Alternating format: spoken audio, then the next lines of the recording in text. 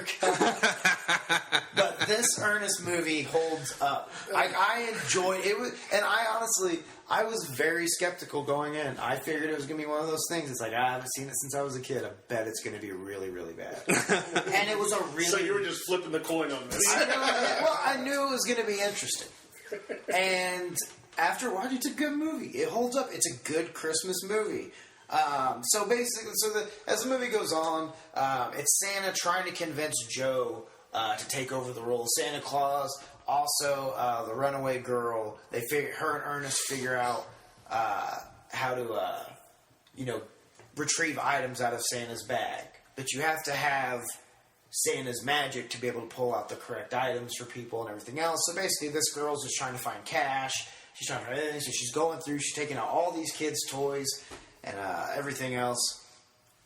And man, I did not realize this plot was this complex when I initially watched it. This is an Ernest movie. Why is it so deep? It really is deep, and there's so many really, really good parts. I don't want to leave anything out. I really was excited after watching this movie to do this portion of the episode, but it's been really rambling and going nowhere so far.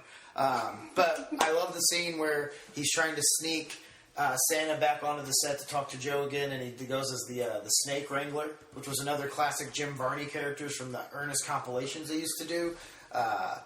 And there's also, I can't remember exactly what, but I feel like there was a little touch of some racism here and there throughout the movie. You think? Yeah. So Joe has now also shaved his beard once he talks to him, and he's getting ready to film Christmas Sleigh. And that's when Santa realizes that Christmas Sleigh is this horror movie where it's designed to terrorize children, and he ends up punching the guy's douchebag agent, who falls down, and it's like, really, he's 151 years old. That really knocked you out. Well, he is Santa. You never know. Well, again, it adds to the absurdity of this film.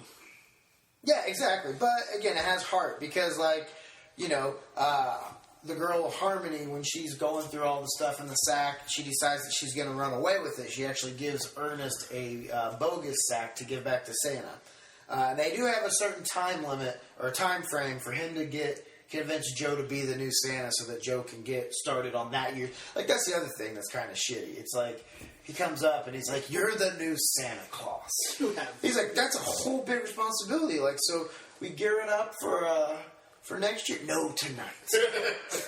You start in 7 I had minutes. to wait to the last minute. I had 364 other days I could have made this decision. Like, that was the one thing that kind of got to me, like, when Santa's like, "Time is of the essence, Ernest." It's like, well, motherfucker, maybe you should have started in November, you know? Santa, time is tissue. Like, time is tissue. I mean, hell, Macy's had their Christmas shit ready to go in October, buddy. Like, what's your excuse? And it's not like he couldn't have done this last night. It's one more night, and then you can pass it on. But no, he had to come at the last minute. We also had the other side plot, which was the reindeer that had been delivered, and you had the classic two guys. What were their names? I don't remember their names, but they were in the TV show How do you too. get those reindeer through custom overnight? Who knows? Christmas fake. Yeah. Had to believe. Bobby. It was Bobby and Chuck. Remember? Which one's Bobby? Chuck's the fat guy. Okay. Bobby's the little skinny guy that never talks. Yeah. Those guys were always... It's the Jay and Silent Bob of Ernest. Yes. No, the original. Bet you Kevin Smith based those characters off of them. And you obviously love Kevin Smith, who obviously is a huge Ernest fan, as we have just learned here on the Showdown podcast. We're breaking it first, We're going to get down to that. Making news. Somebody call E. Get TMZ on the phone. I am going to pull up Twitter and work on that.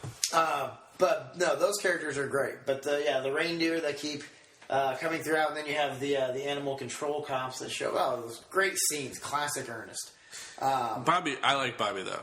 Yeah, he was my favorite of the two.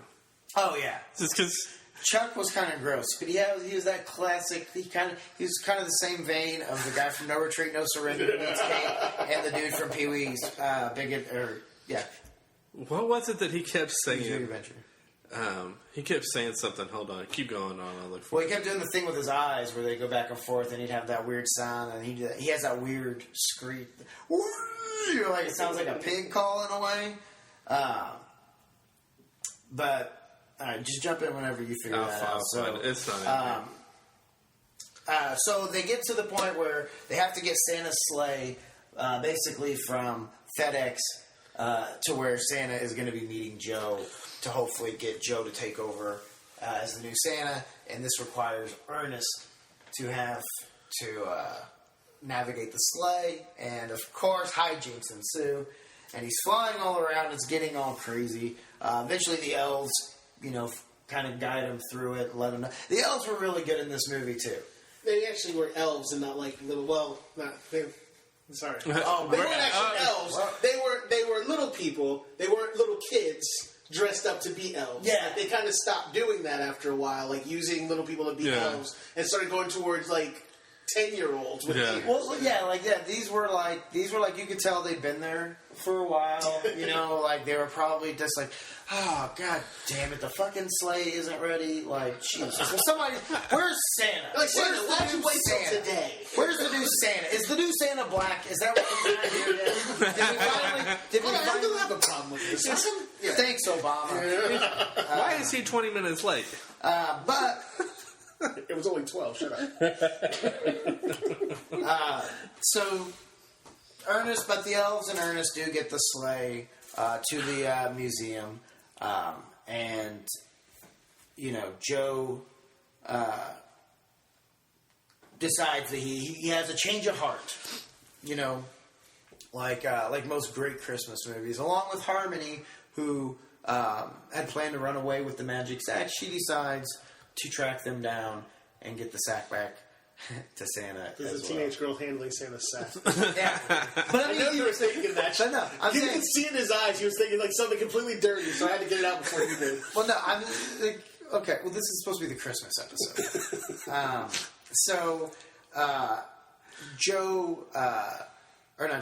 Harmony. You got me all flustered.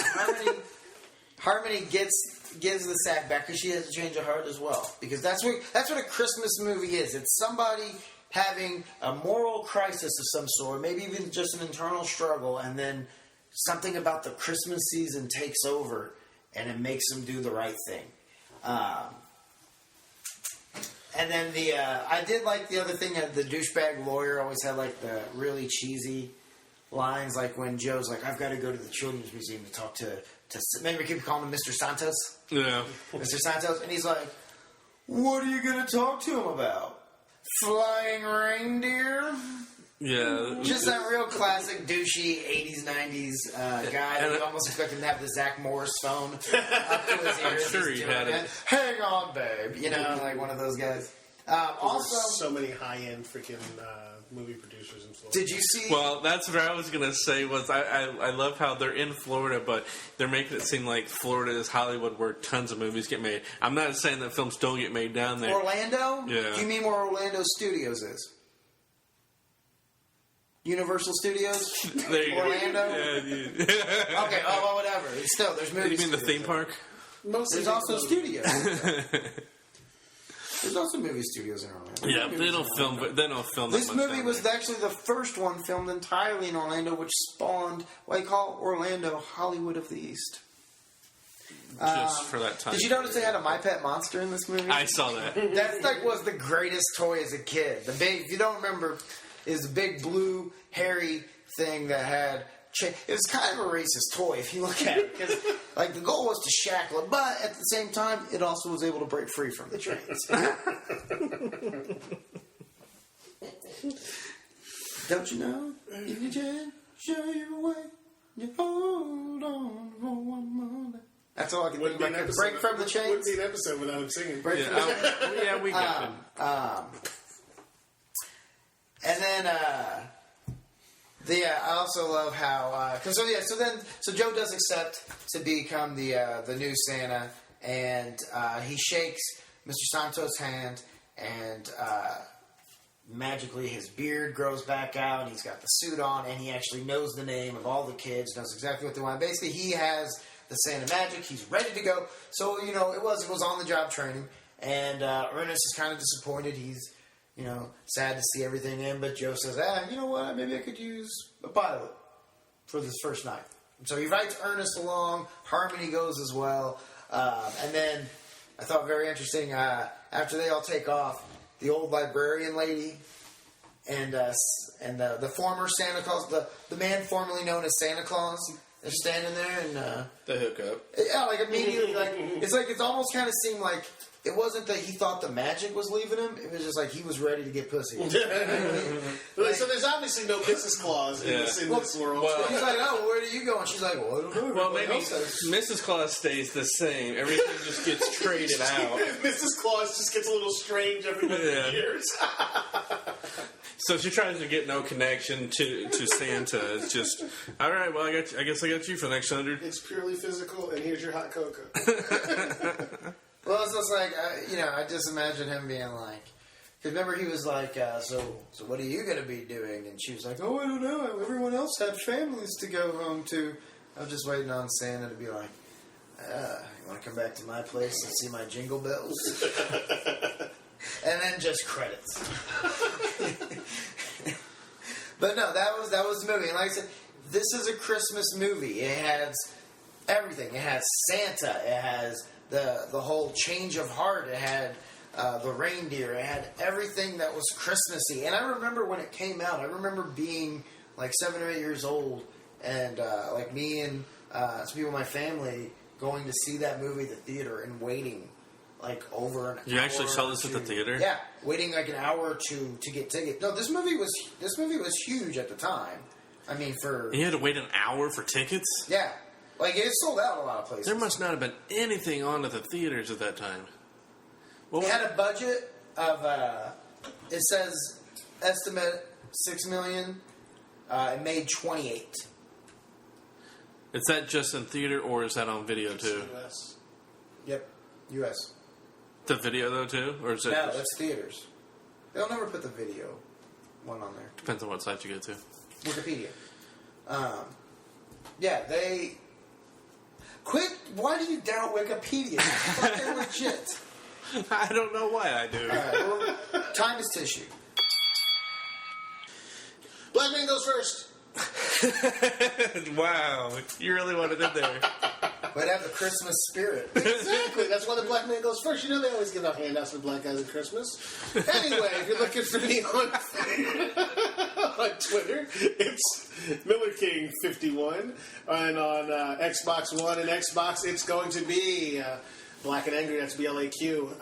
By the time this comes out, I should be rocking the Xbox One. And if not, then I will be shortly. So let's do this. Is that your Christmas present? That, and I asked Santa for a Surface 3 Pro.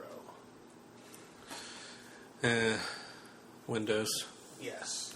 Yes. I'm a Only Windows guy. one movie in this argument would have the ability to get you those items from Santa. If I were to steal his sack. So, me. You can follow me on Twitter and Instagram and Letterboxd. I'm at NKOGonzo. You can also follow the Showdown on Twitter as well, at the Showdown Pod. And you can also find us on Facebook as well. Wherever you're listening to this, whether it be Stitcher, Spreaker, iTunes, please like us, follow us, give us a thumbs up, give us some comments, let us know what you think. You can also do that via Twitter as well, too, or our Facebook page, The Showdown Podcast. Brad. Twitter and Instagram at Indy Brad Scott, INDY Brad Scott. Facebook comedian Brad Scott. The 2nd and 3rd of January, Charlotte, Michigan, Comedy Zone. The next week, Jokers in Milwaukee. Come for the comedy, stay for the strip club. The 15th through the 17th. A comedy club and a strip club? It's Is a that sports legit? bar, comedy club, strip club inside a castle. And that's not an Dude, exaggeration. there is nothing like... That's like guy heaven. That is I the wanna go craziest with thing you. I've ever heard. Oh, it's something. I'm really looking forward to it. The guy who thought that up is like my new hero. Can't wait to see you, Milwaukee. And then the 15th through the 17th, I will be hosting for Steve Ray and Azizi at Crackers Comedy Club in Broad Ripple. And then the 23rd and the 24th of January, I'll be at Cuckoo's Nest Comedy Club in